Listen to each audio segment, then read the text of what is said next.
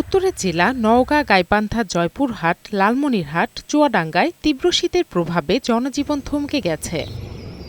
উত্তরের সীমান্তবর্তী জেলা নওগাঁয় দেশের সর্বনিম্ন তাপমাত্রা ৬.৭ ডিগ্রি রেকর্ড করা হয়েছে, যা এই মৌসুমের সর্বনিম্ন তাপমাত্রা। এছাড়া জেলাটির উপর দিয়ে বয়ে যাচ্ছে মাঝারি শৈত্যপ্রবাহ।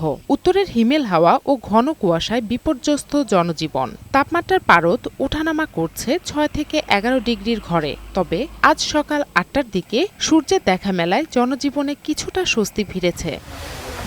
গাইবান্ধায় ৬ সপ্তাহের অধিক সময় ধরে চলা ঘন কুয়াশা আর হিমেল হাওয়ার কনকনে শীতে কাবু হয়ে পড়েছে ছিন্নমূল ও কর্মজীবী মানুষ।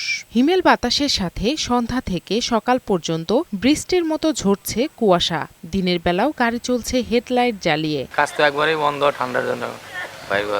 ঠান্ডার মধ্যে কাজবাজ করতে পারি না। অন্যান্য জেলার মতো জয়পুরহাটেও সকাল থেকে হিমশীতল বাতাস বইছে। গরিব ও অসহায় মানুষের কষ্ট বেড়েছে কয়েক গুণ, আর বেড়েছে কৃষকের দুর্ভোগ। মাঠে ঘাটে যেতে পারছে না খেটে খাওয়া শ্রমিক ও শ্রমজীবী মানুষ।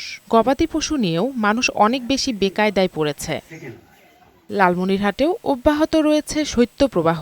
বেলা বাড়লেও দেখা মিলছে না সূর্যের। তিস্তা ও ধরলার চরাঞ্চলের লোকদের দুর্ভোগ আরও চরমে। এদিকে ঠান্ডার কারণে শিশু ও বৃদ্ধরা জ্বর, সর্দি সহ বিভিন্ন রোগে আক্রান্ত হয়ে ভর্তি হচ্ছেন হাসপাতালে।